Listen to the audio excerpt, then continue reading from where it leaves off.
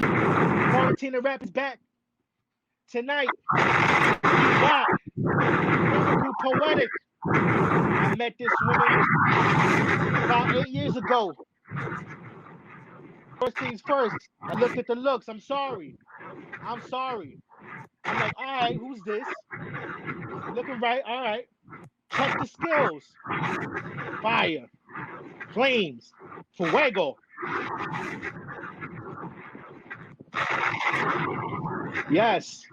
We dropping bombs here tonight, ladies and gentlemen. Y'all better be tuned in. Don't miss out on this. If y'all hear a little noise in the background, my apologies. That's my air conditioner. We getting lit tonight. All right. Katie, for Facebook viewers, drop that.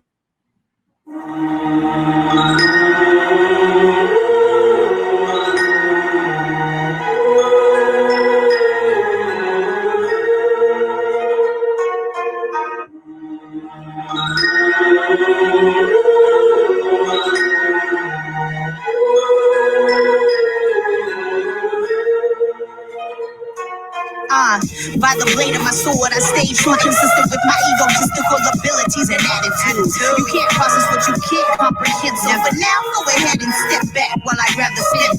I'll commit verbal and music homicide, slicing dopes with metaphors while causing storms. Call me Zeus Almighty and upset the gods. The shit's not taken lightly, and I'm causing scars. Roots run deeper than the underground, so anytime you hear me heads bob and roll around, necks break, still in shakes. Don't you ever forget that I'm the fucking reason why your food's got a plate. For goodness sake, did you forget when you came from the lowest of the low and you ain't it if I can save one?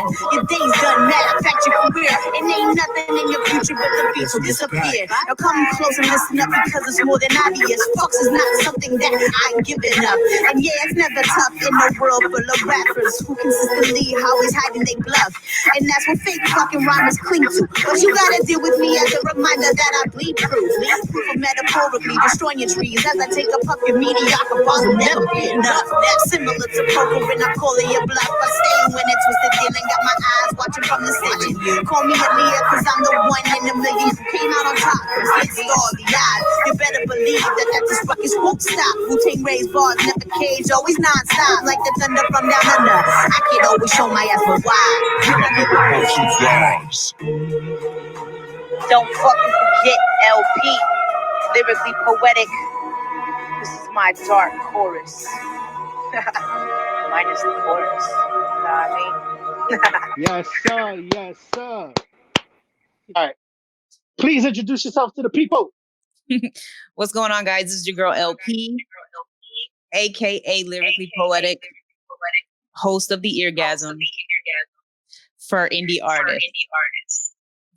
For indie artists. I hope y'all all heard that shit. For indie artists. All my underground people. Yeah. Hell yeah. So, LP, thank you for tuning in. Thank you for joining me tonight. Not even so much tuning in. Before we get into anything, with everything going on with the pandemic part, how are you? How is the family? Is everybody healthy? Everybody's healthy, yes. The pandemic has been crazy, but we're staying safe and blessed to be able to be working from home. So. All right. Now let's jump right into it. Did you go out there tonight? I did not. I chose not to. We got a little bit of word from my work area that the police force was pretty strong. So I figured it probably would be better if I sit here with you guys. All right. And like, how is it like when you step foot outside? Like, how is the atmosphere? Like, how's the environment? Like, how is everybody as a community? Like, I mean, Minneapolis is torn. I'll tell you that. People are pissed, and there's injustices that need to be addressed. And although I don't necessarily agree with looting, people don't know what else to do. And so there's a lot of confusion, a lot of hurt, a lot of pain, and people just want to see shit get handled correctly. Right. I mean, I don't know if I think there's a video out. Obviously, I can't even bring myself to actually watch it because it's already disturbing to, like what happened to actually have to, sit and go through a video and literally watch someone like plead for his life. It's not something I definitely want to watch. Um, like don't like thank God there wasn't a video for. I mean, no, let me not say that. In a way, I'm kind of happy that there wasn't a video for the Trayvon Martin situation because to have to watch that happen the way it happened, it would definitely be disturbing. Um, basically what's going on is it's nothing to make light of. Yeah. Um, I like couldn't it's even bring myself to watch the video. I I already know it's devastating to watch. And if anybody out there is an empath the way that I am, that energy hurts you to the soul. You just can't allow that into your energy. But you can still make it known your stance on the situation. right. Um, I just, what I mean, a message to everybody out there protesting, just, you know, don't become another number. If you're gonna protest peacefully, as much as difficult as it is. Just, what I mean, at the end of the day, you are somebody's son, you are somebody's brother, you are somebody's parent, and just, be careful, man, because it doesn't even need to be out there. It could be anywhere. Stay home, stay home. Find something to do. Watch, Netflix, binge, like, stay home, because, like, that's the last thing we need is some other shit. Like, I remember walking home, not walking home, but walking to the Port Authority. I was done with my route, because I was working in the city, and I see 3 cops on one guy. Um, as I'm walking, I'm looking to see, what the hell's going on. If I could get like just a little bit of what's going on. And as I'm looking, I felt my side just like woof. And but I turned around to see what the hell just fucking broke, like ran past me. It was another 4 cops to jump on one dude. I didn't stay there to watch what happened because I couldn't see what was going on. Like I didn't want to see it. But the crowd of people that was there, they all had their phones out. So, but it's just, stay home. If your kid is not of age, you still got authority over them. If you got to whoop that ass so they can stay home, whoop that ass, because it's not, nothing outside is worth more than your life. I'm sorry. Correct. I'd rather stay home, be a chicken shit than to go outside. I've already been a victim of fucking like police approaching me and shit. I was just Yeah, with my this boy is walking to the store. Yeah, I went to go get a bag of peanuts. Look at that. And I come out the store, a cop stopped us. Wants to Yeah. see my ID. So my ID was like, oh, you're a little too far from where you live.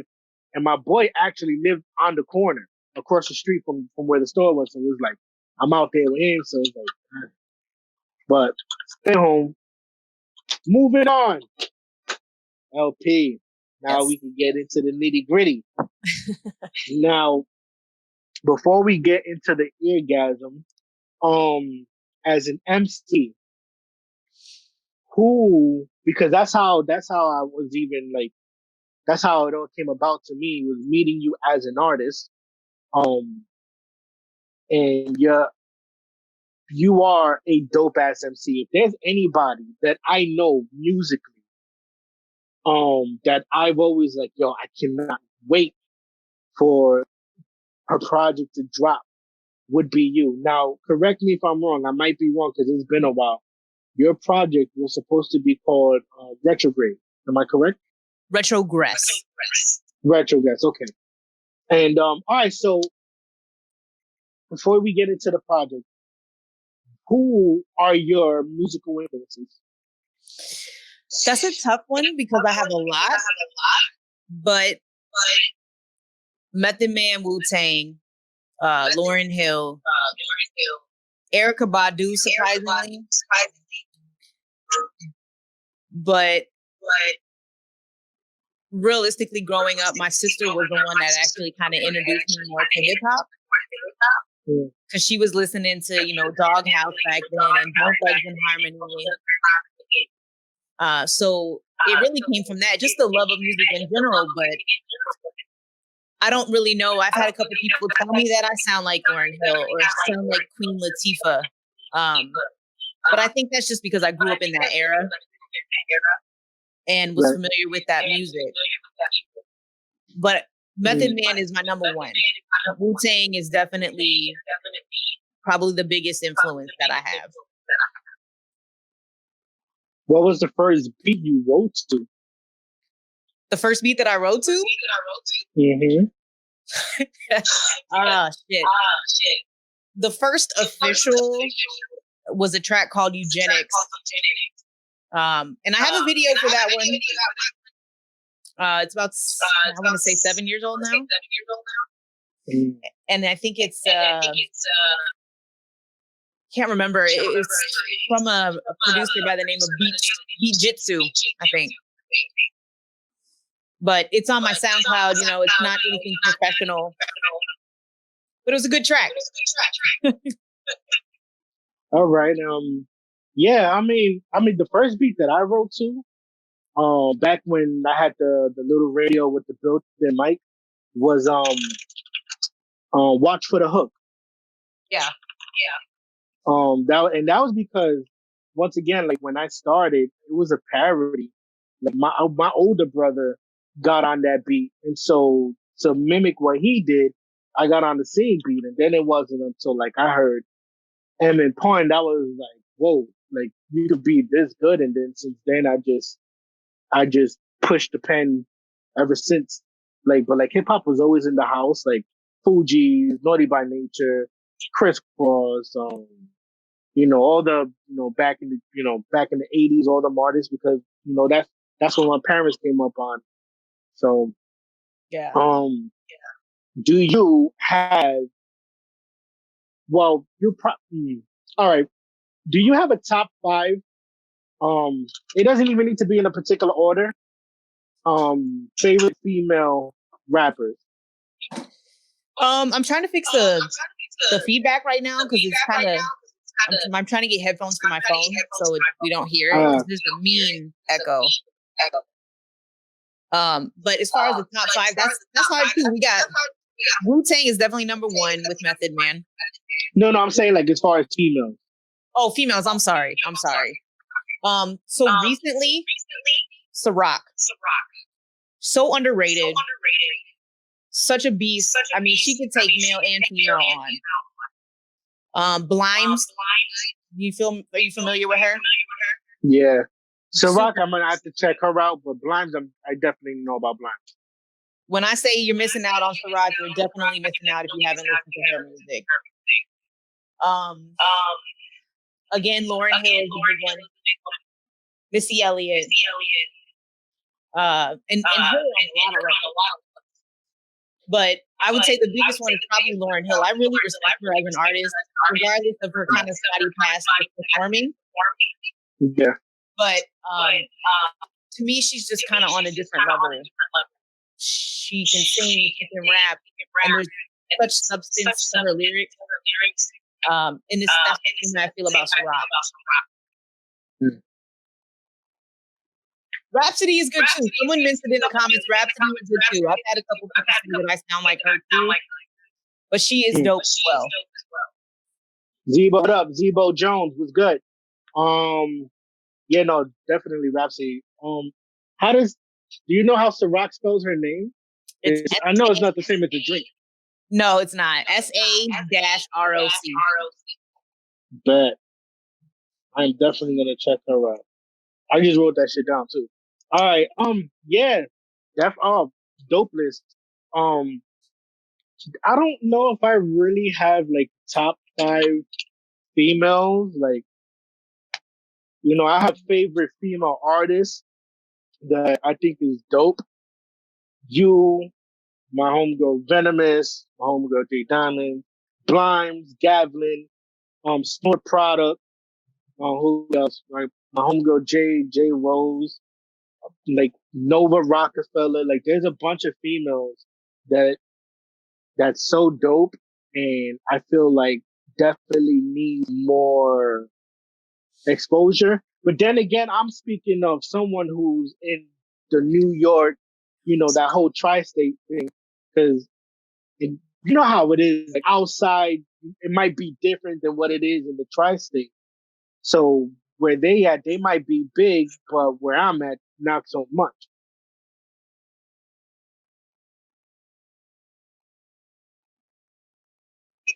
I'm sorry, I'm trying to figure out this thing. I'm just the echo is really throwing me off.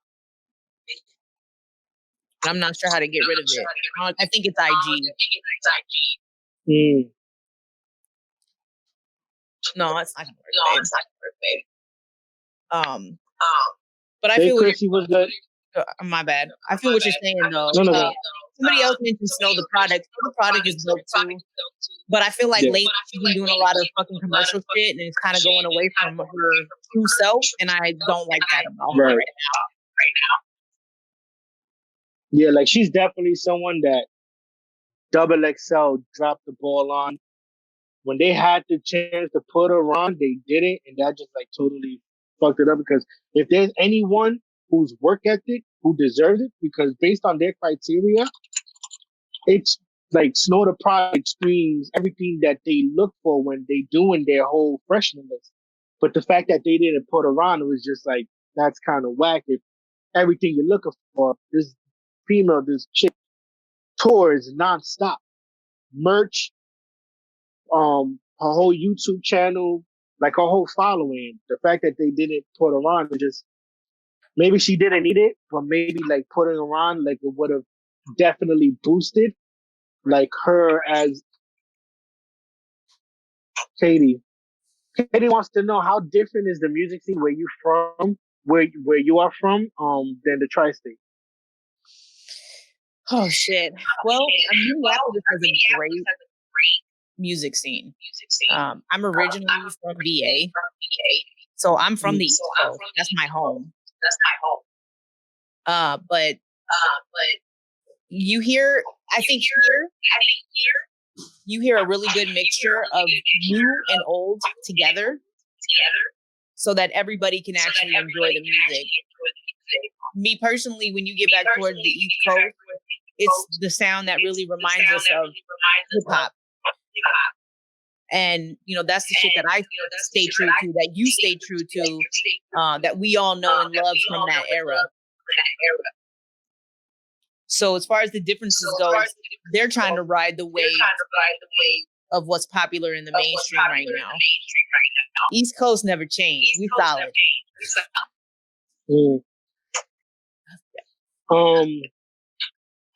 All right. So now that you say that, how do you feel how do you feel towards the new wave of artists? Do you feel like their demons are causing them a chance at like to really make it out? Because a lot of these artists that are falling short due to their demons, we're not really seeing them blossom into the artists that we would hope they become. Because I think they're stuck.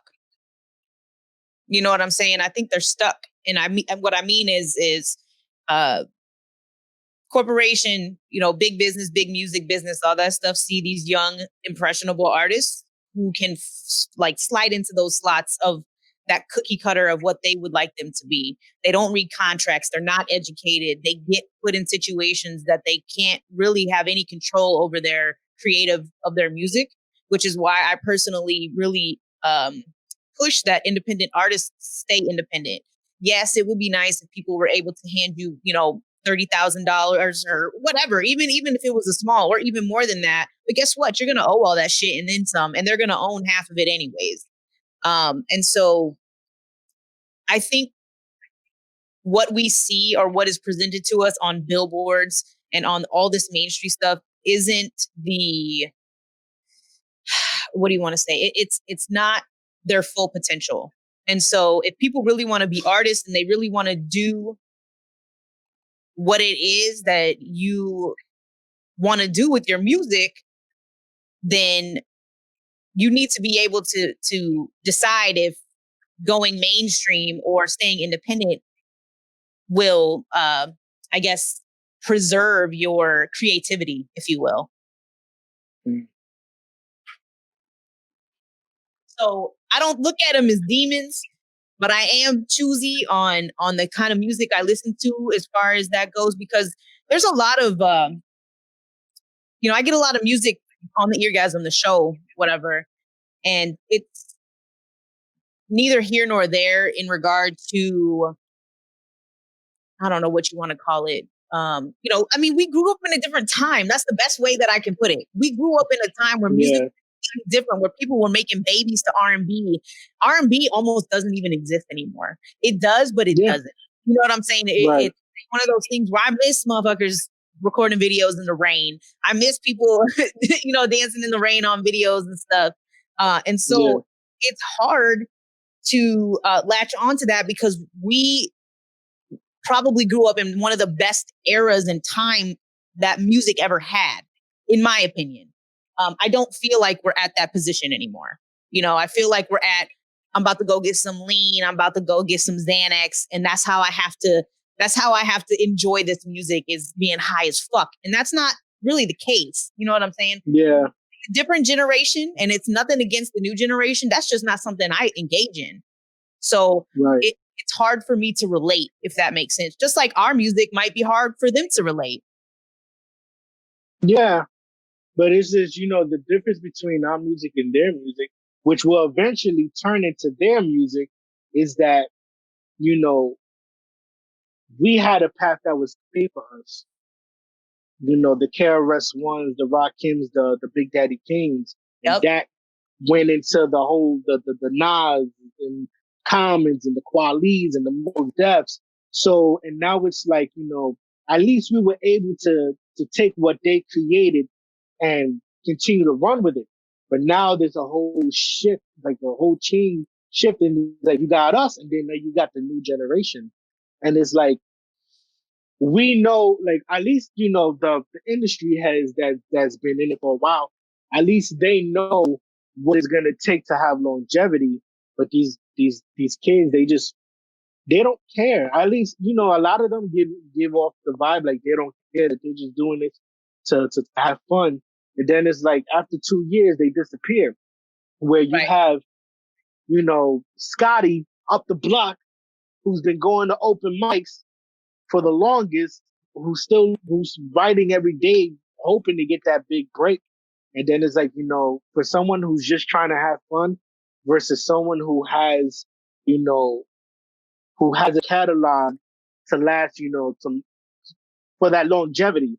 I think the last wave of artists that came into the game that showed that was the Kendrick, Cole, Sean, Wale. I think that was our last wave of artists.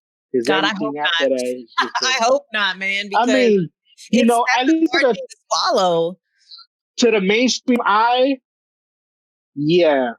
To me, to the mainstream eye, like, yeah. I mean, there's absolutely nothing wrong. Like I could probably throw some real deep lyrics on a trap beat, but people aren't gonna listen to it because it's not catchy and it's not repetitive.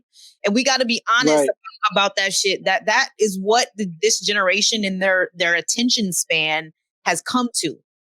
Whether that be, there's a lot of songs, and I always like to put a song out with a message, right? That's always my end goal. I like to paint a picture. I like to tell a story. I like to do all that. That's the kind of music I like. And some people may find that boring, but at the same time, it's just kind of like, okay, well, like, what do you want me to do? That's the kind of music that I feel touches my generation of the people that like the type of music that I have. Like now. New generation, I don't really have a problem with what's going on because, everybody's entitled to do whatever it is they want to do.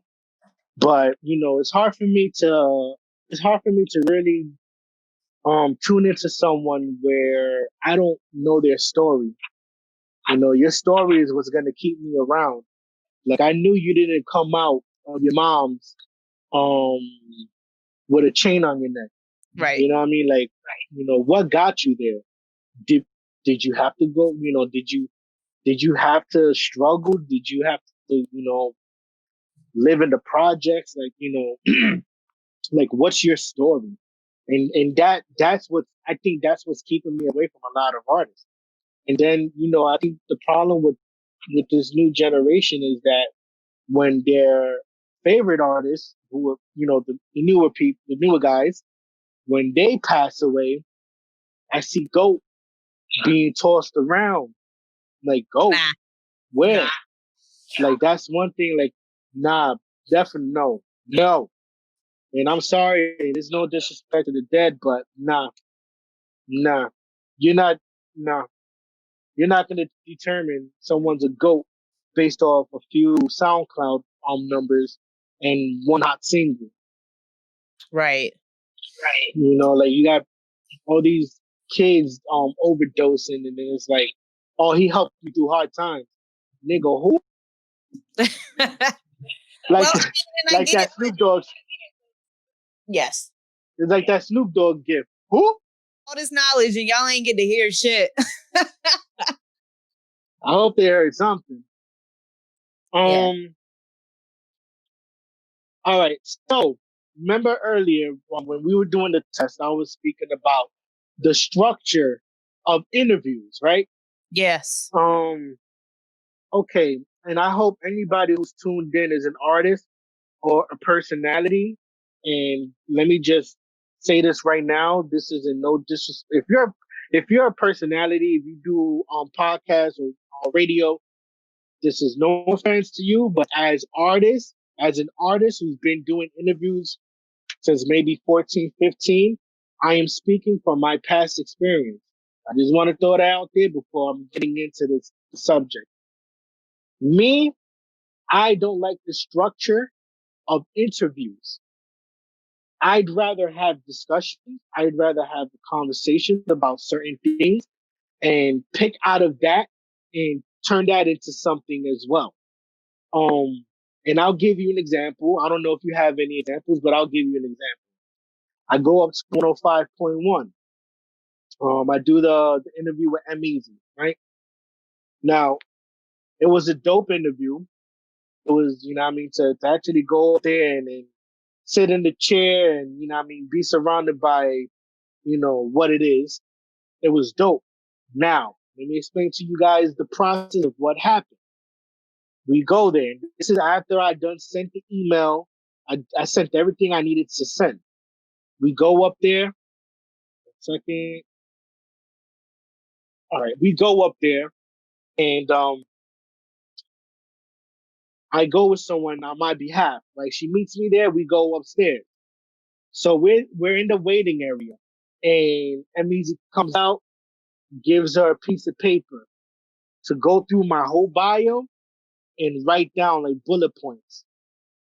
Right now, we're talking about a 500-word bio. So she writes down bullet points.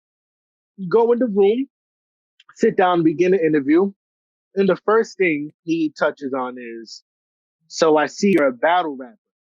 I was like, no, let me clear the air right now. I am not a battle rapper. I did it at a time when I needed to do it to get my reputation up in high school and locally. And at the time, my brother, who was the nicest one in high school, he was already in his senior year. So my whole thing was, all right, when he leaves, y'all need to know the crown stays on this side. And that was my whole thing going into high school. So here I am. This is like 8 Mile had just came out. So now everybody's trying to be from the 313. Right. So it happened during gym class. And so my thing was, even like you watch the video, of the interview, it's like I'm kind of looking at him like I'm over here trying to keep up with him Yeah. because he's breezing through them bullet points, and I'm like, damn, because it's like once you answer a question, if you don't continue to talk, you take that. They gon' So yeah, so what do you have in store for us? Oh, why are you here? Let everybody know where they can find you. Like that's when you know the interview's over. Like definitely. even when you're watching like a Breakfast Club interview, you could tell like when the interview's over because DJ Envy, his whole tone switches up and he says the same thing. But ladies and gentlemen, we are the Breakfast Club. So it's like But you know what now though? even when you A lot of people aren't trained to do interviews either though. So it's not always the DJ's fault. DJs or interviewees have to keep the conversation going. If the person on the other end can't do that and can't keep their attention, then I understand why they do that because the person has to either be in control of what they're being interviewed about or they're gonna end up screwing themselves. So being kind of overzealous at that point, especially during especially like a critical interview like that, you have to be on top of it. You know what I'm saying? You have to want them to ask more from you. right. I think the one thing I think that he dwelled on the most was the whole battle rap part. And after that it was just like he would ask something, I would answer, and then he would jump into something. I'm just looking at him like in my head, I'm trying to catch up. I'm like, damn, like he's going mad fast. I was actually there longer than the actual interview. I think the video was like 7 minutes and change, if I'm not mistaken. Yeah. So it's like I dislike the structure of interviews. Yeah, I mean, it's way more natural. If I mean, the interviewer should have bullet points that they want to speak to the interviewee about. However, like you said before we even started, it's going to branch off there and talk about different things as we are currently in that regard. But to touch kind of like on the indie artists in general, if they're given the opportunity for an interview like you had for yourself, you've got to be able to roll with the punches and still be able to stay engaged and keep them engaged because a lot of people just really aren't good at talking to people, like in general. I know for me, doing the Eargasm show and shit, I literally have to sit in a room by myself and entertain people who are watching me by myself. So if I'm not entertaining, people are going to leave my live. And it's crazy because you're literally talking to yourself. There's no one in the room with you. And it's kind of, you can treat an interview kind of the same way. It's just you and one other person, you know? Word. Real quick shout out. Welcome to the Raw Zone. Is definitely in the room on Facebook. Salute, salute. Thank you guys for interviewing me recently. Hopefully y'all can snatch up LP so y'all can have a dope interview with her. Like that's the whole thing that I think that I did like starting quarantine and rap. I was constantly being told, oh, you need to engage better, you need to engage better. And then it's like, okay, when I'm not hitting the studio, I'm taking this time to really like get my rest going. So what other way can I engage? Because I'm not on my phone constantly running through my friends list and trying and doing that whole comment thing because after a while, I was like, yo, who's this cornball? So I was like, you know what? Let me start quarantine and rap. And basically, like what I would like to see come off of this is that it, like when everything gets lifted and I'm able to get everything in order, is to take this and flip it into a podcast. But basically, how I look at it is a tree. Now, you got your tree and you got branches. I want that when artists come to me, I want them to be able to walk away with something. Like, okay, I came to you, we chopped it up, interview, and I was able to leave with who I can hit up to interview with, who I can hit up to try to perform on their platform, who I can try to network with, and it's just building. Like this whole quarantine and rap, like the floor is yours. It's open. Yeah. I in the beginning I was sending producers or beat makers, yo, come on my live, play a beat, play a beat, and whoever's in the comments, if you like what you hear, network. That's all I'm really trying to do. I'm just trying to like I've always been the person I try to connect the dots. Like we're chopping it up right now. Who knows? In a week you might be on Welcome to the War Zone. That'll be That's the whole point of That's the whole point of what I've been trying to do with quarantine and rap. Bring people into the live. What do? You want to spit a 16? Spit a 16. You want to play one of your beats? Or play 3 beats? Play 3 beats. It's Absolutely. to connect the dots.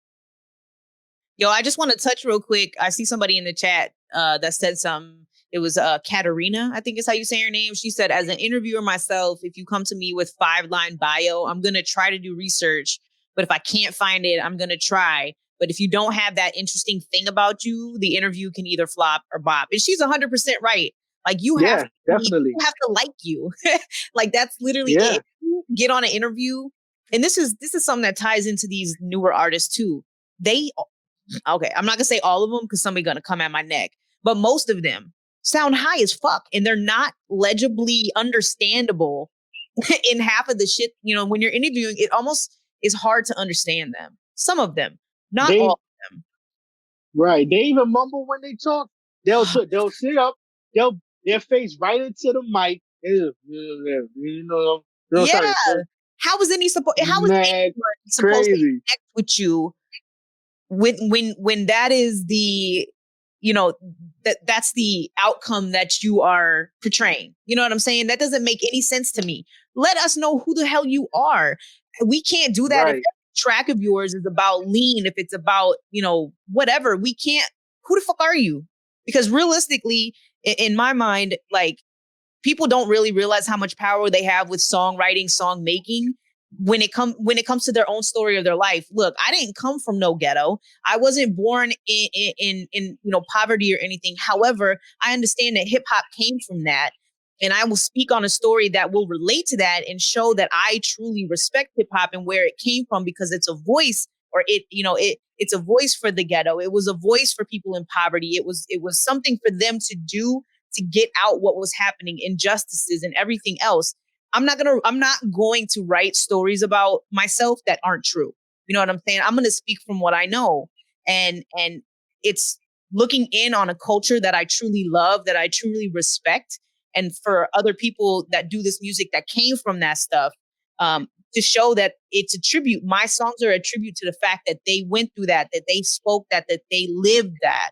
I don't have any reason to be like, yeah, you know, like people were rapping about Dracos. It took me like a month to figure out what the fuck that was. Like, I didn't know it was a Draco. Oh. Like, for the longest time, I was like, yo, what the fuck is that?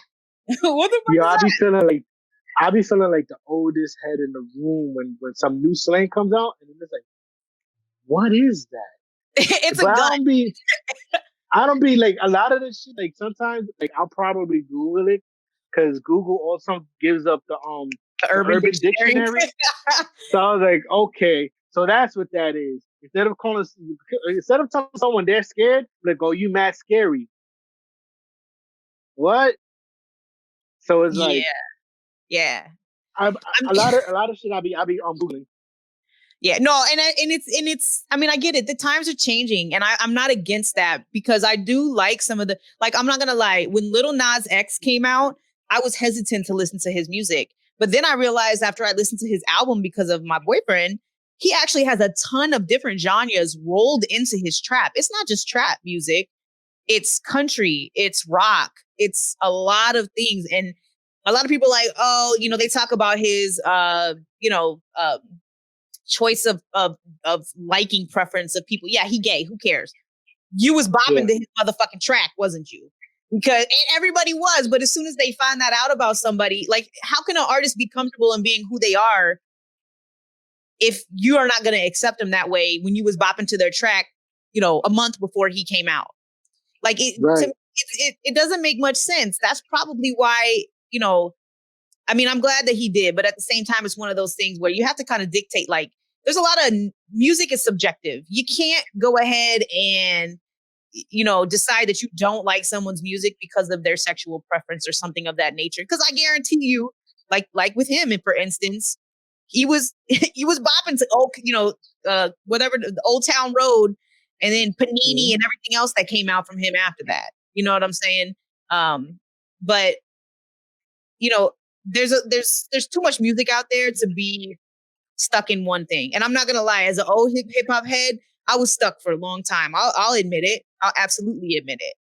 But the times are changing and I need to open up. That's why I like indie artist music, because indie artist music, you can find so many unique artists around the world, around the country, internationally, and right in your backyard that you would have never discovered if you only, was listening to the radio. Right. Do you feel like as far as indie artists, right? What can be done, right, for indie artists to grow more? Okay. Do We you, really want to get into that because we can open that can of worms. People know that I will be openly blunt and honest and criticize certain things that they do. Indie artists need to take every opportunity at free promo, at any kind of promo. You can't only do free promo. Don't get me wrong. But if somebody is willing to put you on a playlist for free, if they're willing to review your music for free, and you have the patience to sit in the room and not worry about skipping and not, doing whatever it is, because you have to understand there's a lot of review shows out here that are just taking people's money and they don't give a shit about your music. They really don't. They want you to pay them, skip the line, and then they can be like, yo, that's trash. Thanks for the money. We all know that. People got bored during this pandemic and started doing this shit. But there's people out there like myself, Neighborhood Radio, and a lot of other one, Maze Radio, who actually give a shit about the artists. We try to get you guys on our Spotify playlist. We try to do all of that. But indie artists are probably some of the most naive and not knowledgeable people. Not all of them, don't get me wrong, but some of them really need guidance. And there's certain people who will go ahead and take advantage of that, or there's other people who will assist with that. Anybody that I run into that I feel like is struggling, whether it be from a mixing standpoint or information standpoint or anything of that nature, I will 100% always refer them to somebody who I've done business with and confirm that they are legitimate and they know what they're talking about. So knowledge is never something that you should turn down. Don't ever act like you know everything, because you don't. And when you think you do, something's going to come out and you'll be like, oh shit. You know what I mean? I just learned. Always take advice. Always be open-minded about listening to someone who might know a little bit more than you. Because the day that you don't, you might miss out on, a lot of people still don't know that mechanical royalties and performance royalties are two different things, and they don't get collected under the same what's it called, BMI, ASCAP, Song Trust, all that. A lot of people still aren't completely registered correctly. So the biggest, I could talk forever on that, but what I'm saying is you really need to drop that knowledge. They drop really no. Talk that shit. They really just need to have their stuff in order. And if you're not sure, don't be afraid to ask for help. If I can't help you, I have people on my team that surely will be able to help you.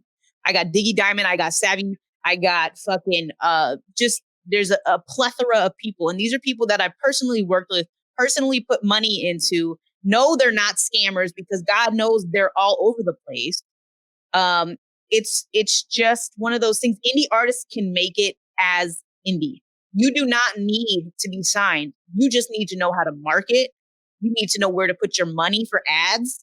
And you need to know all the places that you should have your music registered, so you're collecting every single cent of your money on your records.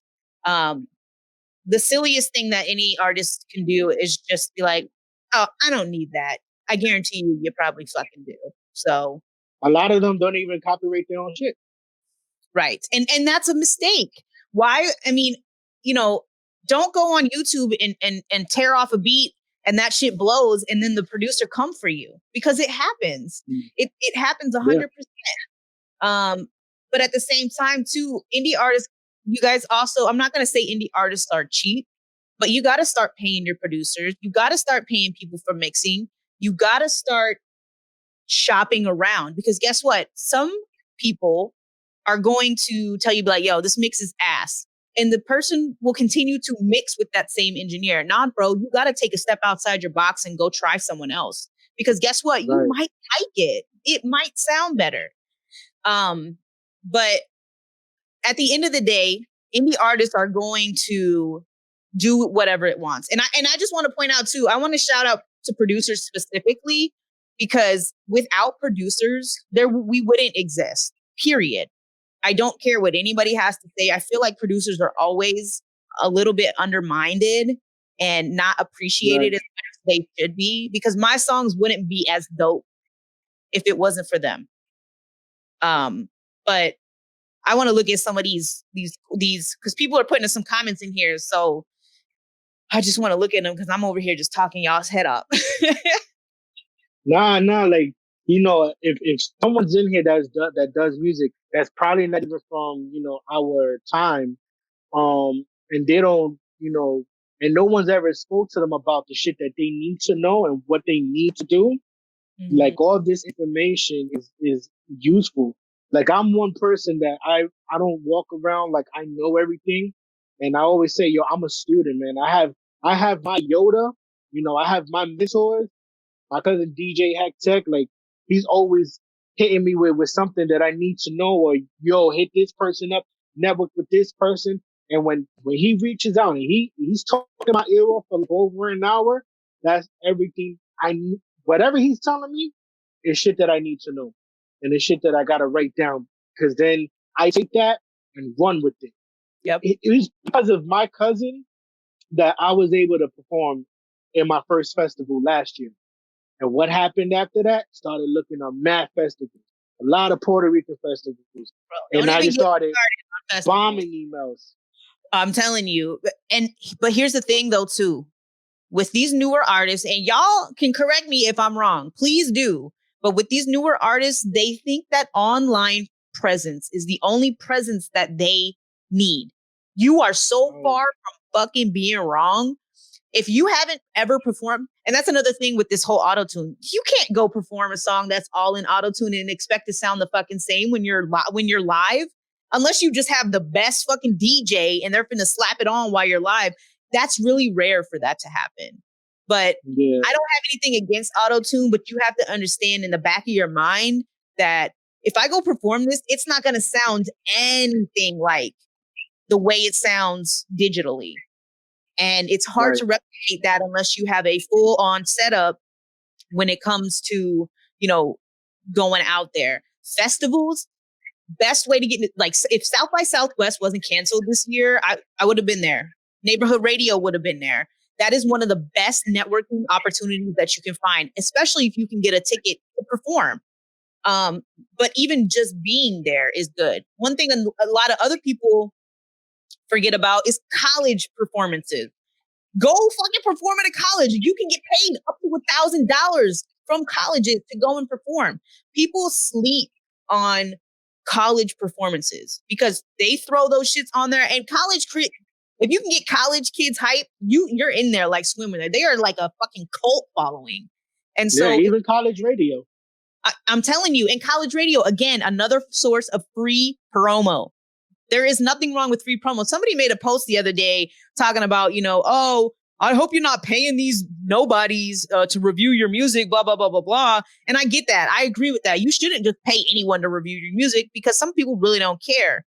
But it's still free promo. You don't have to pay to skip the line. Sit your ass in line and wait. That's also networking. You might happen to hear another artist, you know, that you like, that you want to work with. Every single time that I go live, I try to auction off beats from producers. There was mad people last weekend that were trying to buy a beat off somebody that played during the live. That is what it's all about.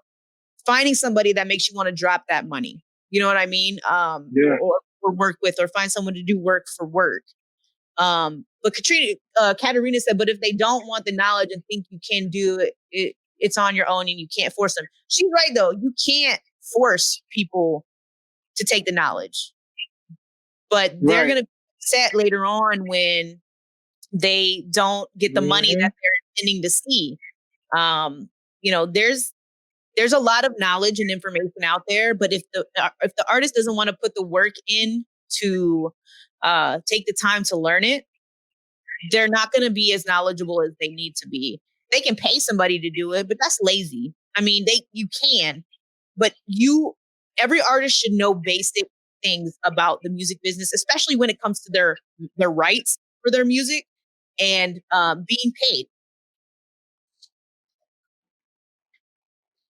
Yeah, if you do music and you heard that, use that shit. Because if you don't, later down the road, you're gonna wish you did. Absolutely. Speaking of music, right? And this is something that I posted on my Instagram story the other day. When I come across posts from people requesting music, or if you drop, we in what, May? Or if you dropped music in February, March, April, send it to me. Why why do people, like, how do you feel about people continuing to put an expiration date on music? Like, if I never heard your music Mm-hmm. and if you dropped something 6 months ago and I bump into it because it randomly played on Spotify, I'm like, oh shit, like, what's this? Then I'm gonna go to your page. I'm gonna look up the song. I'm gonna look up if it's a part of an album. When did the album drop? I'm gonna want to listen to the whole album because I'm you caught my attention, right? Yeah. Now the song might be from a year, 2 years ago, and that's my thing. A lot of these people want to put an expiration date on music, but then it's like, damn, I had it. It was right there. Oh, when a song blows up, sometimes these songs don't blow up just being out for a week. Sometimes these songs blow up after being out for a whole year. And nobody, like, for that whole year, that person running with um was really running with that song for a whole year, putting in that work. Like, how do you feel about people constantly putting an expiration date on music, especially music they haven't heard? Right. So I think it's Zebo Jones in the comments there said music is ageless. He's 100% right. But at the same time, artists, this is another mistake that some indies make. They think pumping out a fucking track every week is a good idea. It's not. You know why? Because people don't have time to get used to the one that you just dropped a week ago. Hold on, LP. Yep. Hold on 1 second. Now, before you continue, Instagram is ending in 4 seconds. Come back. I'm going back again. Oh, okay. Got you. I forgot they do like an hour. Yeah. Yeah, all right. So I'm gonna go right back into that so that you can so we can continue on that subject. Hold that thought. Facebook, y'all still rocking with us? Hold on. I don't want no one to Don't go nowhere. Hold on. Don't go Katie, drop that bomb. Drop that bomb.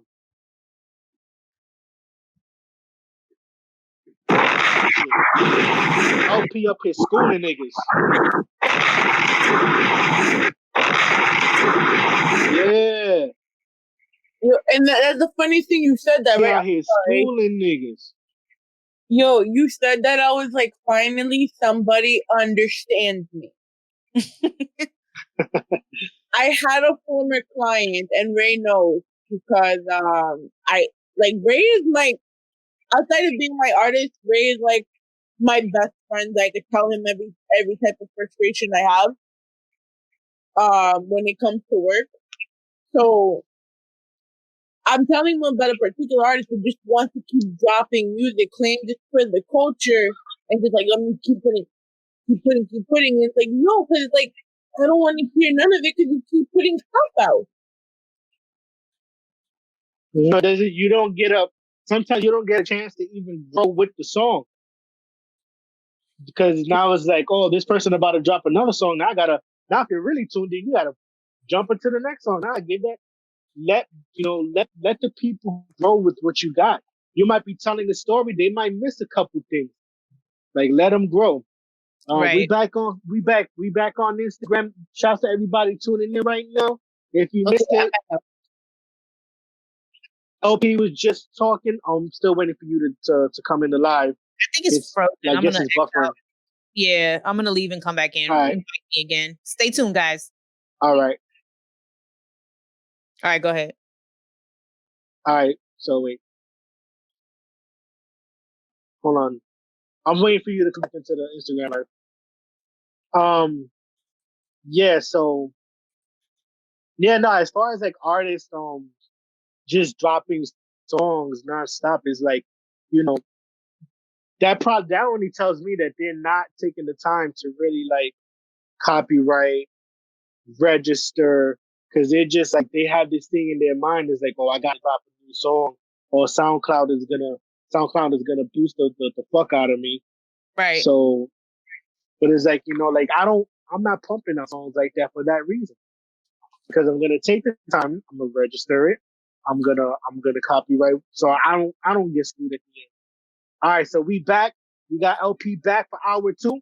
Now, what we were just speaking on was people putting an expiration date on music, especially music that they've never heard. Sometimes you come across a hit that's already been out for 2 years. Fetty Wap is an example of that. So like LP, please touch on it. How do you feel about people constantly putting an expiration date on music, especially if you haven't heard it? Yeah, I mean, there's no expiration date for music. It doesn't matter how old. Artists need to spend time promoting one track, especially if it's a track to lead to an album. If you have one track on an album that you want to introduce to pull people in to listen to the rest of the album, that's the song that you need to promote in order to pull them in. Like you said, you have to think about something. Unless an artist has the money to get the song registered, put the song out, market the ads, or pay for marketing and do the ads, and to record a video, because the video will seal the deal for that single. People will be more apt to go back to your quote unquote old song and watch it once there's visuals. So boom, you drop the single, you promote it for 3 months, then or whatever. Some people like to do a video at least within the month because then they have something to look at, right? But it really just depends. But once that video drops, you need to go stupid hard because of the visuals and because of the song, and now the whole thing has come to fruition. So they have to understand that there's a timeline, right? If you have a project in mind, you have a date in mind, you put that out to people with a 30-second snippet. You promote that for 2 weeks to 3 weeks, whatever, right? Boom. The 4th week comes, you drop it. That's already a month. At the end of that month, you let them know, boom, I got a video dropping in 3 weeks or next month or whatever the case is for this track. Then you're coming up on 2 months. Once the video drops, that's when you promote the hell out of the video and the song for the next year or however long it takes or whenever it is that you're getting ready to drop an album. Or if it's just a single, then fuck it. You have to take the time to give people the opportunity to find that song before you introduce them to the next fucking song. Like it's not a smart thing to do, in my opinion, to be pushing out track. To me, it's always quality over quantity. I could probably label myself as a very inconsistent artist, and that would be probably because I'm a really big perfectionist, and sometimes I have a hard time writing. I get writer's block every once in a while, and it's one of those things where I would prefer to put out something that I truly feel is worth the money that I put into it, the time that I put into it. I mean, shit, Saturday Night took me 3 years before I started to decide to write to it. That's how long it took me to be like, okay, I know how my delivery is going to be now. I know who I want on the song. I know where I want these drops to be. I know how I want the composition of the track to be. And then when I dropped it, it was amazing. I can't really do the video because we're all in different areas of the country. And so I have to wait to put that video together. But I guarantee you when that video gets done eventually, that song will be back in full swing and people will be like, damn, once you put visuals to something, it's a whole new bright idea again. The song has been refreshed, if you will. Right. So no, there's no expiration and y'all need to get off that shit because guess what? My oldest track has the most plays on SoundCloud. It's, it's up there and they're all organic. I just put it up there and left it up there. Moniker is one of my most played tracks. It's the graffiti ode. I mean, it's an ode to graffiti artists. Obviously, that's all you see in my setup. I love graffiti artists and I respect what they do. And that song Moniker was probably one of the best songs that I wrote to this day, besides 1 to the 2. That 1 to the 2 is my second favorite song. And I like when even if it's 5 years in between the songs, if I come out with 2 gems that I truly feel really, really make a name for who I am as an artist, I'm more satisfied with that than coming out with a whole bunch of bullshit in between. Facts. Go ahead, LP. Talk that shit. Yeah. I'm just saying. It's just, it's one of those things. You just, don't be so self-conscious about your music. Don't be self-conscious about taking time with your music, because guess what? Your listeners are going to appreciate the fact that you took the time to wait. Don't rush anything out. Don't do any of that. Clutch said, push the track and find ways on creating promotional methods. And that's 100% right. Somebody else in the comments, I'm just trying to include people, but, right. Neighborhood Radio mentioned Nando STL. So he's an artist out of St. Louis who is a super dope artist. I've known him for probably going on a year since the Eargasm started. He's a perfect example of the year that you're talking about, of promoting singles and then dropping the album. And the album did outstanding. So, when I did the showcase for him, he sold singles that day.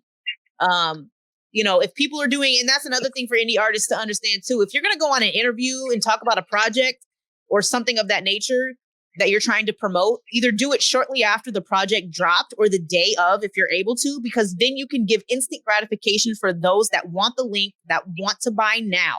Most people will do it prior to, and then people will forget about it. So that's not a very good marketing standpoint, because people can't buy it. You know what I mean?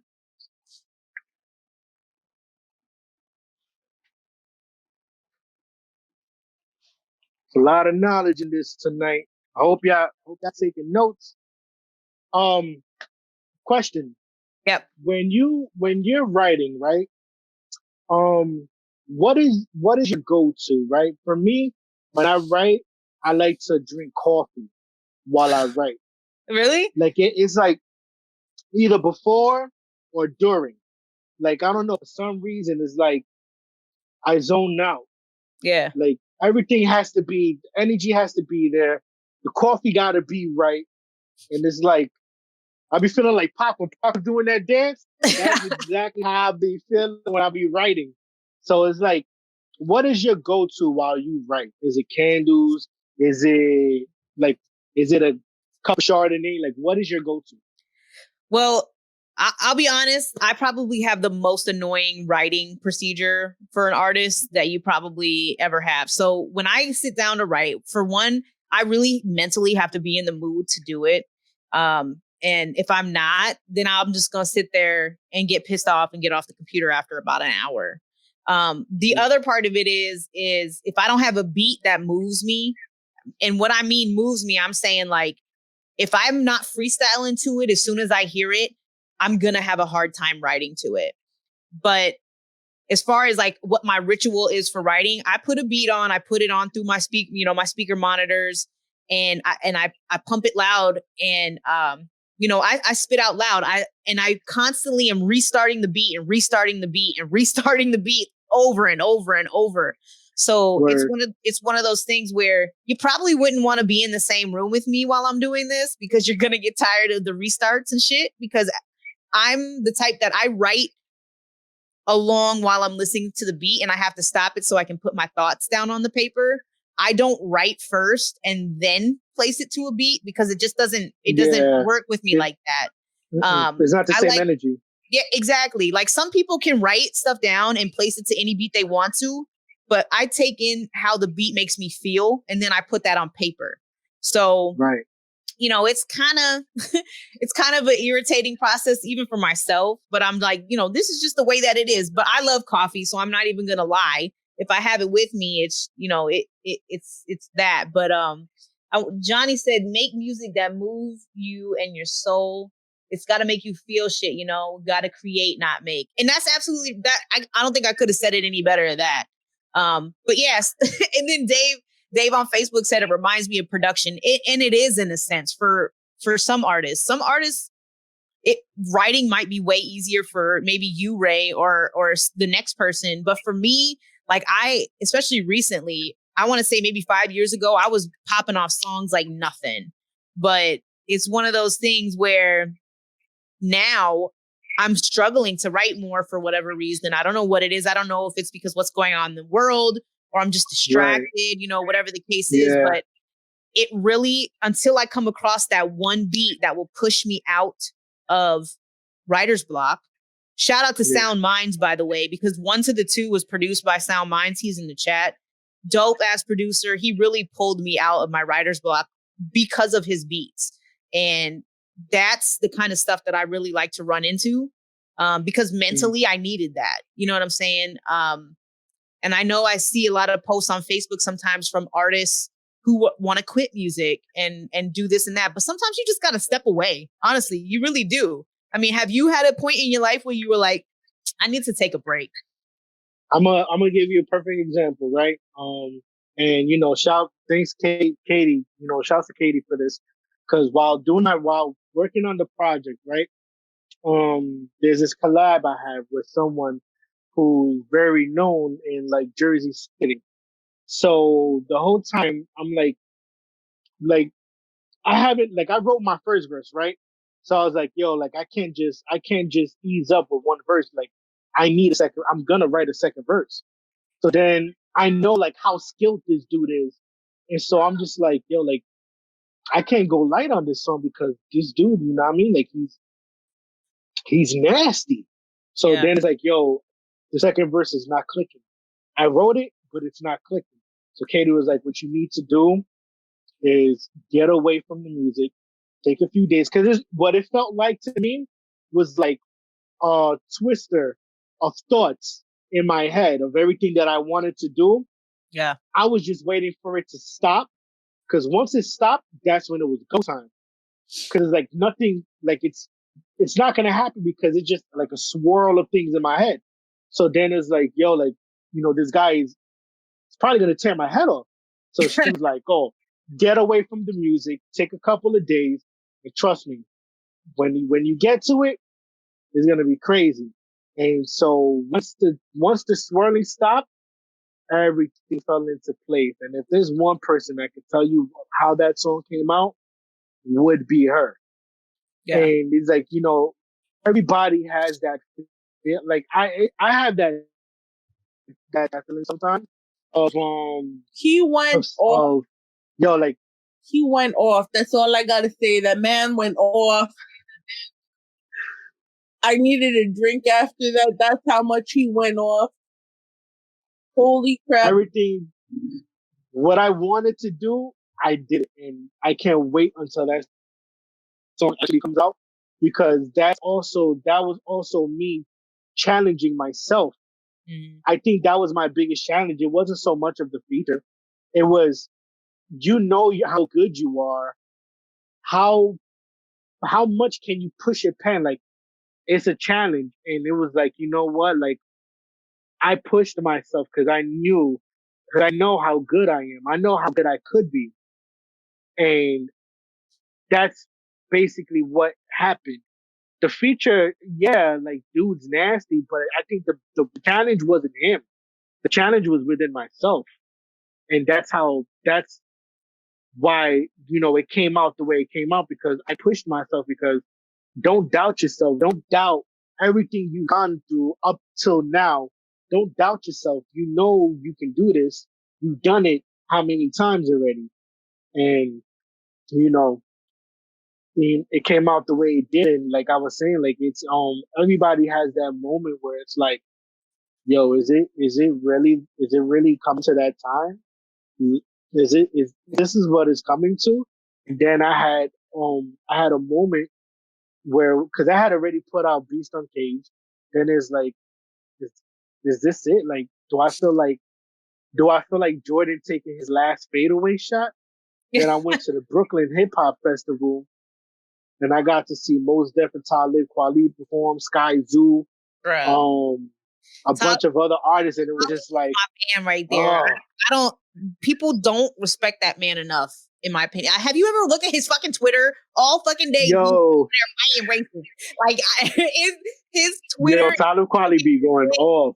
Same, but that's why I respect that man, because he don't show no wavering. He doesn't do any of that shit. But not only that, like, I just feel like a lot of people missed, or like, kind of just went over him as an artist. There was a time, years ago, where he was real. I mean, he's always been solid, but there's a lot about him that is very unique. You know what I mean? There's a lot about him that it's his voice, his delivery, his content, just and his overall character as an artist, that I feel like a lot of people sleep on. Same with like Lupe Fiasco. Motherfuckers be talking shit about Lupe, and I'm like, are you fucking serious? Have you ever really sat down and listened to this man's music before? Yeah. He's another one that I really like. But I mean, it's yeah, I feel you on that. But you got to push yourself. You know what I'm saying? It's one of those things that you do. And for me, listening to like you as an artist, and if I was to compare myself or whatever the case is, like, do you think that you are more of a bar person? Because me, I feel like you are definitely a bar person. Me, I'm not so much. I can every once in a while throw some slick shit out there. I'm more funny in person than I am when I'm writing. I don't know why, it just comes out that way. But you know, I'm more of a storyteller. Like, I focus on painting a picture so that if you close your eyes, you can fully and brightly see this in your mind. So I think go ahead. For me, like, spitting bars is, I like to, I like to morph into the bar Christ. I mean, that's something that I gave myself through the ciphers. But I am definitely, like, I feel like my strong point is storytelling. Yeah. Like, I'm a lyricist, I'm an MC. I could be whatever it is people want to define me as. But one thing I love to call myself is a writer. Yeah, I definitely. I love I love creating the story. I love telling it. I love taking you from the beginning to the end. I love painting that picture, making people think what I'm talking about. Like, all right, I have a song called Midi Marie, probably one of my favorite fucking songs I wrote. It's a storytelling song. Now, I literally had someone hit me up one day and like, yo, I'm sorry for your loss. And I'm like, my loss? And he's like, yeah, I just heard, I listened to Midi Marie. So I laughed. I'm like, look, man, like, I'm a spoil it for you. Marie is not an actual person. Like, the character is Right. not real, but the story is real Yeah. because it is relatable. And Correct. that's what I wanted to do. I wanted to create something that felt so real that you thought it was real. And that's what I did. Cause like in school, I was that kid. Oh, here's a picture of someone riding a bike, and I want you to write a 5-paragraph essay. And I think my love for storytelling came Yeah, from that absolutely. because it helped. You had your beginning, you had your middle, where she could have got shaky. That bike ride could have got shaky. Then you had the end. What was the end? What was the end result? Did she make it back home from the store? Because my brother told me every day is a new story. Like, you Absolutely. could literally walk to the store to get a carton of eggs, and so much, there's so many stories that you can create in just that walk to the corner. Yes. It's crazy, and it's like You prove my the point again. creation, the People have, creation process yes, is you like, have I tools love at your writing. fingertip to create stories that a lot of people, I think, forget that. I mean, I could write a story about our interview easily write a track about our interview tonight and everybody that was on here. And I think a lot of people just forget that. You went to the store and you had road rage. I don't fucking know, but you could really turn it into something. You know what I mean? Like and the crazy thing is, like, it doesn't even have to be some like dumb random track. You could really do a twist on it if you wanted it to be creative in whatever way that you wanted to. So And yeah. perfect example, and not even to retouch on this subject, but it like I told you, it's it all goes with everything I told you. It's like talking about something, picking it out, and turning that into something. Now, going back to George Floyd, I bet when he went to the store that day, he didn't think what was going to happen happened. And that's every day is a new story. Right. That walk to the store could be a very last walk. So it's like how you're able to put the pen to the paper. Because I still write it in my notebook. I don't type. So how you're able to jump on that beat and tell that story, it is just the art that's like the art of storytelling. The art of storytelling. That's my thing. Like, yeah, I love spitting bars. I like saying shit that makes you, yo, did he just say that? Yeah. That's it's a beautiful feeling, and it's a motivating feeling. But I love fucking writing stories. Me too. But now I want to ask you a question. I know this is your interview with me, but I'm gonna ask this anyway because I get No, this a the lot. floor is yours. I get this a lot, especially from like even if I submit my music to some review shows, which I do sometimes, but really I don't because it's the same kind of reaction most of the time. I'll get, and I want the chat to kind of answer this too. So if you're in here, please give me your input on this. If you happen to be here in the beginning and you heard my music, and if not, shit, we can play another something if you want to. But I get a lot of comments of old school, outdated, that type of shit. And I don't really feel like that's accurate because um, all that old school, outdated shit is why trap has a lane right now. Uh, in my opinion, it really, as an artist, discouraged me to keep doing music because I was like, well, fuck, maybe the audience that likes this kind of music isn't as big as I think it is. And maybe maybe I do need to try something different. It got to that point where I really questioned myself as an artist and if I really needed to change. Have you ever been to that point where you was like, damn, people keep telling me, I mean, first off, has anybody ever called your shit outdated or, old school? I don't feel offensive about, but outdated, I feel 100% offended. Um, no one is called what I do outdated. What they would say is to get with the times. They've told me to dumb it down to a Gucci Mane level.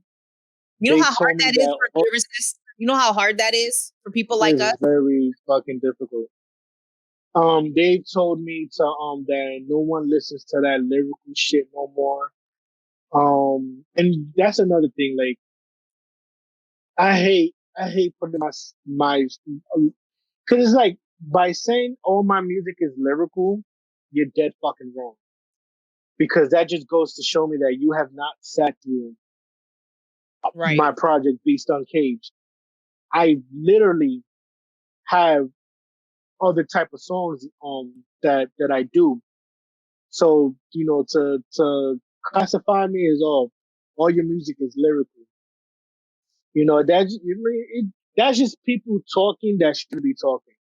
Right. Um I haven't really been said, like, I haven't been told that my shit is outdated, but it's like, oh, like I literally had someone say that my song Radio was they didn't they couldn't critique it because they felt like they wanted to hear something upbeat. So it was really difficult for them to get feedback on radio because it wasn't a club song. From the very beginning, it's not a club song. I know that. Like, if you're gonna give feedback on something, if you think you have an important voice, and if you're gonna give feedback on something, give honest feedback. Give honest feedback because radio is not a club song.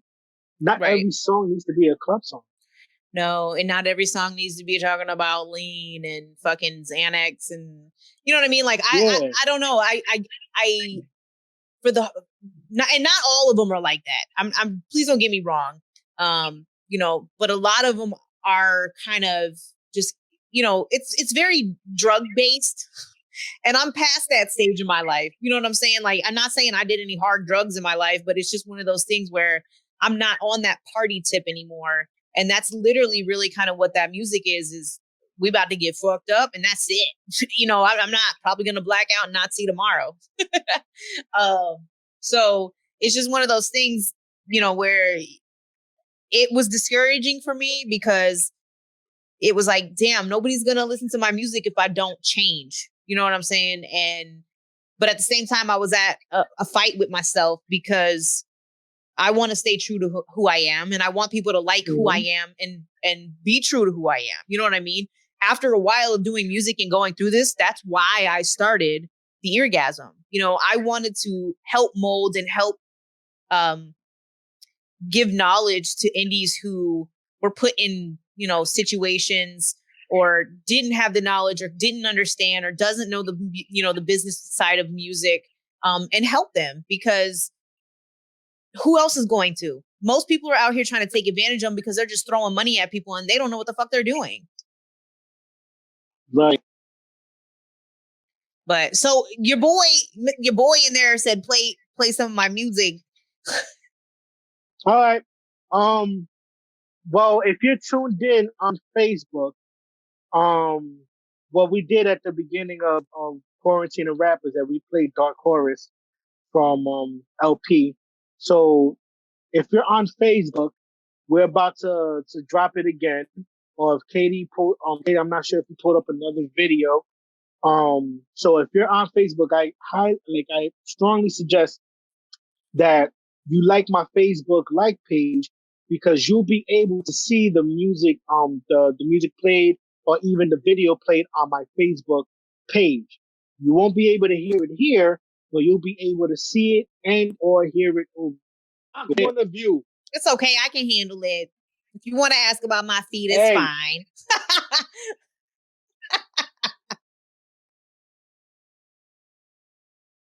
Oh, by the way, so I just want to shout out to this track that you're about to hear right now was produced by Sound Minds. It was mixed and mastered by Savvy Production. Sound Minds is in the Facebook chat right now. Super dope producer. You're about to see why right now. And the mixing on this, thanks to Savvy, is super dope. I don't know if they'll be able to hear a full effect, but I got the link if you guys want it. The underlings and unknowns, unknown wild rocking on the microphone, acrobatic back at it while I'm pressing on your collarbone. Sword swinger, gun slinger, head hunting miss. I drop mics, take flights like it's nothing, bitch. Say what you want, but I'll stay and plead the fifth. Rock solid mic skills, always making classic hits. Run the marathon, but never cross that finish line. Lines of white to you is considered a successful night. Wasn't bred for the real shit, so stop it. If we're on beat, find an album, stay flopping. If you think these bars for you, then you're probably right. I'm sick and tired of the fake, the phony, and the corny lines. MCs be true to every one of our storylines. Credits like Rob Dome, not looking at our fucking phone. Yeah, you heard what I said. Man, hip hop ain't dead. It'd be a tragedy if you never see the beauty in the grind that an MC always sees. One to the two to the three. One to the two to the three. One to the two to the three. Open up your mind, man, and let it be free. One to the two to the three. One to the two to the three. One to the two to the three. Open up your mind, man, and let it be free. My flow got you asthmatic, your lungs they can't stand it. Lyrics hitting harder than you double fisted backhands. Hip hop is on a decline, and I can't stand it, but I'm here to rescue and resurrect, kinda like a mass bandit. In the night, I'm always ready for the fight. Protect your neck, cause if I see it, I know exactly where to fight. Giving up a concept for me that's always unknown. Built for this culture, brick by brick and stone by stone. Queens will sit upon the throne and never pass the mic. Just add the fuel to the fire and watch it all ignite. I'll never give up on the underground. It raised me. A permanent resident, heaven sent 80s, baby. One to the two to the three. One to the two to the three. One to the two to the three. Open up your mind, man, and let it be free. One to the two to the three. One to the two to the three. One to the two to the three. Open up your mind, man, and let it be free. Ladies and gentlemen, if you're on Facebook and you just heard that, I'm telling you right now, fire, fuego, flame, whatever you call it. Yes, that was definitely needed, Katie. Woo! One to the two to the. Oh my God! That like that chorus? It's so. It's so, not to call it simple, but it's like, it's so like, it's so easy to learn, and it's like sometimes you don't even need to put a lot into something for it to like to be hit. fucking fire. And Yeah. that was kind of behind it. But you know, the real and the crazy thing is like a lot of people don't know a lot about the way I write shit and why I write it that way. So you have to think about something 1 to the 2, 2 to the 3, right? So what do MCs do on the mic all the time? They fucking count. You know what I'm saying? Yeah. That, you know, mic check 1 2 1 2. You know that. Yeah. So that's where that kind of came from. But I wanted to do it a different way. And a lot of people don't realize that, like on my Saturday night track, I also count. And someone decided to make the point to point out, and be like, "Yo, Holly, you really like to count." But at the same time, you know, that was always a big part of the hip hop culture, whether you knew it or not. Just natural to come out that way. And on Saturday night, it's kind of the same thing, but it's a different style of counting, and I'm delivering it differently. And even though you're still counting to 1 through 4, it's just in a different way, in a different bop to a different beat. And so all of it is very easy to learn. And counting is always something that people are going to say back if they hear it. You know what I mean? Because we all know. Nah, but, real dope. Once again, if you're not following my like page, you're not tuning into this live stream from my Facebook like page, you just missed it. We just played another LP record, fire record. Who produced it again? So Sound Minds produced it. He's actually in the Facebook chat right now. If you guys are not following or you don't know who Sound Minds is, please hit him up. Like I said, he got me out of my slump. He got me out of my writer's block, all that shit, just based on the kind of stuff. I mean, he's a sample cutter, flipper, whatever you want to call it. Like he uses all that. I mean, just a dope producer overall. If you're, you know, if this is the kind of music that you do, the kind of the beats that you're looking for, he will definitely have something for you. Not only him, but Dave, Philadelphia Beats, who was in here earlier, has got super dope ass beats. Def Cuts from New York, out your way. He's got some dope ass shit. Recognize Real. He's another producer out there. On the East Coast. All of them have contributed to some portion of my catalog along my musical journey. I'm definitely gonna go into those comments after everything's all said and done, sending out them requests. When you guys accept it, definitely sending out messages. We're gonna network. We're gonna see what it is. We're gonna build the show. Somebody said, as far as me counting, if rappers did that more, maybe they would be on beat. Hey, bars. That was a bar. Bro, that's fucking funny. He's not wrong, though. He's not wrong. He's not not. wrong. We ain't Blueface out here up in this bitch, cuz. All right, so let me ask you about this, right? So I'm pretty sure you're well aware of verses. Meaning like the verses, like the thing that they've been doing with that Swizz Beatz and Timbaland. Yeah. Who would you like to see paired up for verses? That's easy. That's so easy. Well, okay, so I don't think Wu-Tang can really go against anybody because I just feel like nobody can go against them. So my second choice would be, I would like to see Missy Elliott and Busta Rhymes.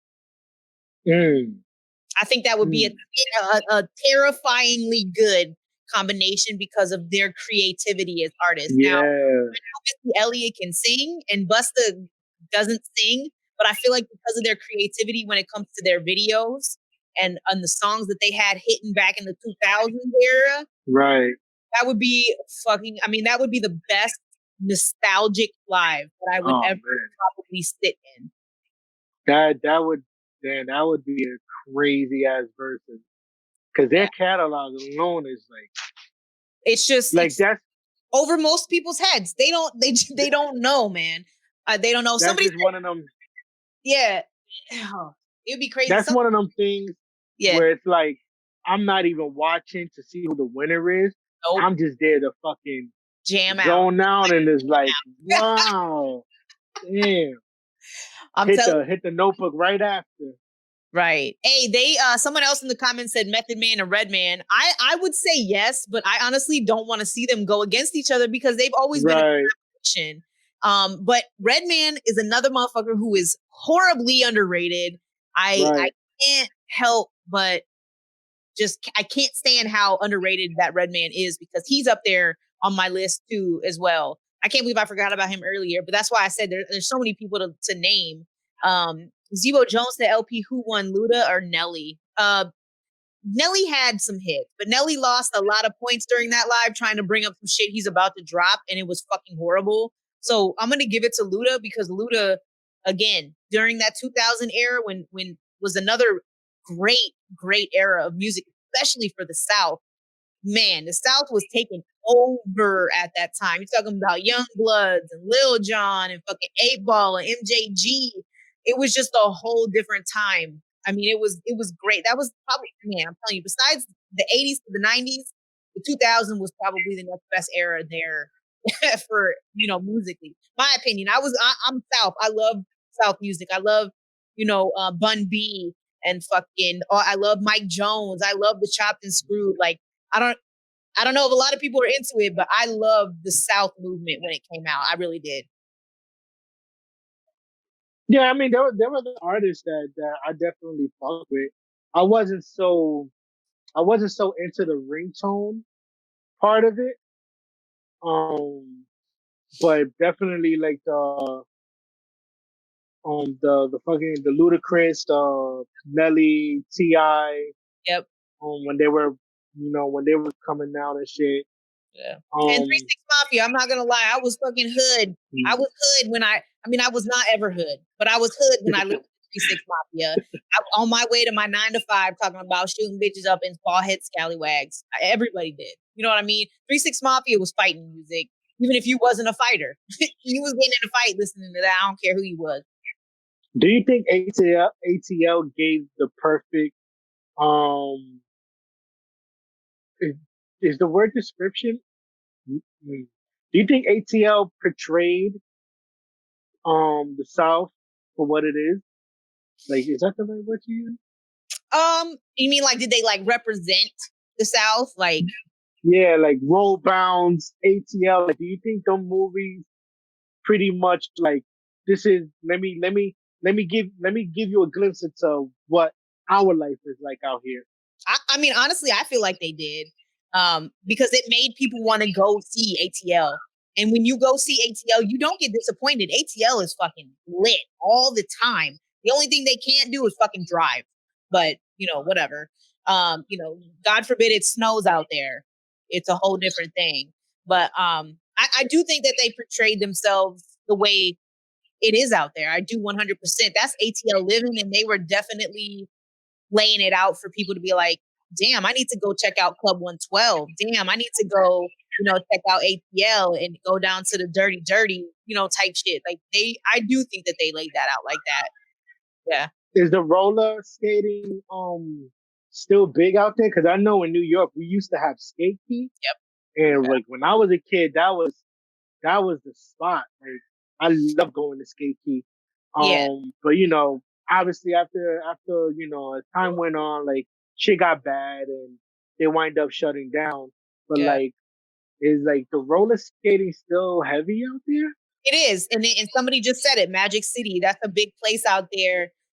But you have to understand, like, it's nostalgic. That's what we did when we grew up. We went to the skating rink. They have adult night, stuff like that. And my Saturday night track is going to be recorded in the skating rink. That is a skating rink. I don't care what anybody says. It's crazy. Skating rink song all the way down to the fucking the cover art. I don't know if you happen to peep the cover art that was made for Saturday night, but it's everybody that was included on the album. The producer, myself, and the 2 other artists that I had on it. We're leaning against this old school car outside of a neon bright, skating rink. That's exactly the vibe that song is meant for, and it's gonna be in a skating rink. So I don't think the skating rinks, that's still popping, and I hope they stay like that because it's just one of those things that it's needed. Exactly. Even for little kids, you know what I'm saying? Like you get to go and you have something to look forward to, and all the black lights and showing off and doing that. And if they can keep it to the point where people aren't getting hurt, we should definitely keep it because it's just an experience that everybody should have at one point. It's just a totally different vibe from anything else that you get to go and experience. Yeah, like it's dope when there's things like that people can go to instead of going now, like, and not so much people, but the younger heads. that they have something to like an after school thing that they can go do. They can go bowling or they can go roller skating. Like I think that's so dope when there's shit like that accessible to the youth to stop them from getting into trouble or getting put in jail or getting killed. So Right. like the You fact gotta that be out there showing who's the best skater, pulling the honeys and shit, and who you're gonna be dancing with, skating with when it's, couples skate. That's what y'all need to be worrying about. right, I think that's so fucking dope. Any other artists you would like to see square off in verses, or better yet, what would you like to see change with verses? Is there anything that you would change? Yes. And I made a post about this the other day too. Celebrities don't do shit for themselves, and you can tell. So Timberland posted a flyer that didn't have the time, or no, excuse me, it had the time, but it didn't have the date. So he had to make another post and correct the flyer. Like they gotta, I don't know who is like managing their account, but they really need to make sure that they do it correctly. But as far as the verses changing, looking at it from a technical standpoint, because if anybody watches my show, you can see how crisp my live is and how much time and effort that I put into making my setup, and what you guys see from home as exquisite as I possibly can. So the biggest thing that I would say is that they need to get a grip on how they're doing these lives, because you really can't just do them from your phone. But it's a downfall because Instagram doesn't allow you to do it anywhere else but your mobile phone. And so I think Instagram and the streaming part of it needs some work. And I guess that's less on the celebrities and more on, Instagram. But they should really they need to get a grip on understanding how like having shitty internet is going to make this work, and how like you and I had problems with feedback and stuff like that. Like all that stuff needs to be corrected because it takes away from the viewer experience. If your shit keeps freezing and we can't hear you and there's a lag, like all that stuff needs to be tested beforehand. I think that would be my biggest complaint, but that's just because I'm a tech nerd and I don't like that Yeah, shit. right. That's what's up. Um, Before we go, let me ask you, what's good with your music? Being someone who respects you as an MC, what is up? Like, what's good with your music? When are we getting the LP, the full freaking project? I've been Man, waiting for years. you know what? I've been waiting for years too. Shit. Nah, but so let me be honest with you, right? Like I said, I'm an inconsistent artist. I'm not gonna lie, and that's a big fault of mine. However, Retrogress, I didn't decide to release it because I was very unhappy with the lack of mixing, the fact that it was my first album, and I really got tired of listening to the same songs over and over because I wanted to create new content. Right, Um, However, I may release Retrogress Records as like a lost tape and be like, yo, this was me probably in my best time. Here you go. But I am working on a project right now with Sound Minds. It's going to be like maybe a 5-track EP, or excuse me, LP. It's LP's LP. um, and hopefully we get that out soon. But again, I'm not in any rush, and I don't like to be rushed. Not saying right, you're right, but I can put something out in that time. But my focus now is less as an artist and more as a mentor for artists, right, through the Eargasm. Um, we didn't talk too much about it tonight, and that's totally fine. But I want people to know that the Eargasm is a community. It's not just a review. Excuse me. It's not just a review show. So if you're looking for feedback, constructively, and a community that is willing to help you in the areas that you may have some flaws or need some help, the Eargasm is the place to be. I'm not a review show that's going to sit there and talk shit to you. I'm not going to talk shit about your music. I'm going to tell you technically and from, a mixing and mastering sound, aspect, what you need to work on as an artist in general so that you can grow.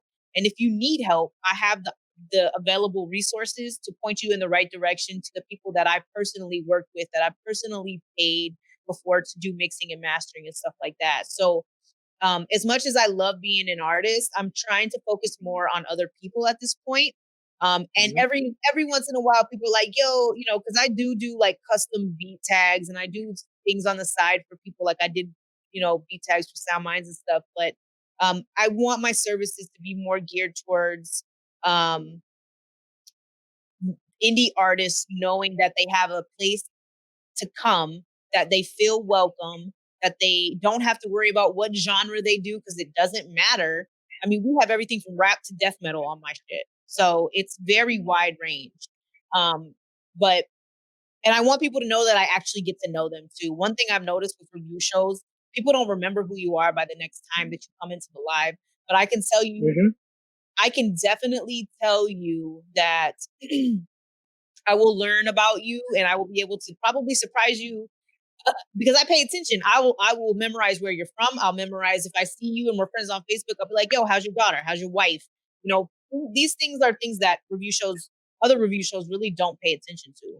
But I'm letting they you know. They don't care about the artist. Oh, not at all. Not at all. And the Eargasm at some point may end up having a shift where I want it to I like reviewing music. I do, but I definitely want to be able to sit down and start talking with artists, doing interviews like you are and having these one-on-ones and doing listening parties because these artists deserve an hour of time or 2 hours of time. And it shouldn't cost them anything. If people want to donate to the show, which they do, that's completely fine. And I appreciate everybody that does that. But if you ain't got shit else to do, why are you charging people for something that you should be enjoying as well? You know what I'm saying? Right. So to answer your question, you are going to get a LP. I don't have a date yet, but my main focus, and I want everybody to know that, is I'm here to help you with your music and I'm here to promote your music for free.